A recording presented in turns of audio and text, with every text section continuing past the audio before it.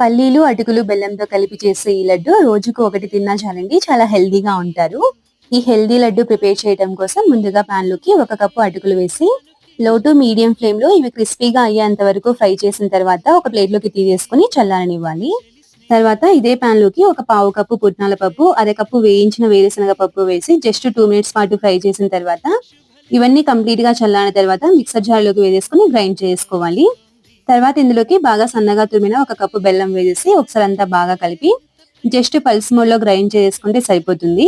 తర్వాత పాన్ లోకి 1 table spoon నెయ్యి వేసి నెయ్యి బాగా హీట్ అయిన తర్వాత ఇందులోకి బాగా సన్నగా తరిగిన బాదం పప్పు, జీడిపప్పు పలుకులు, అలాగే పావు కప్పు ఎండు కొబ్బరి తురుము కానీ లేదా పచ్చి కొబ్బరి తురుము కానీ వేసేసి ఒక 2-3 నిమిషాల పాటు బాగా ఫ్రై చేసిన తర్వాత స్టవ్ ఆఫ్ చేసుకుని మనం ముందే గ్రైండ్ చేసుకున్న పౌడర్ ని వేసి ఒకసారి అంతా బాగా కలిపి కొద్దిగా చల్లారిన తర్వాత లడ్డూలాగా చేసుకుంటే ఎంతో టేస్టీగా ఉండే పల్లి అటుకుల లడ్డు రెడీ.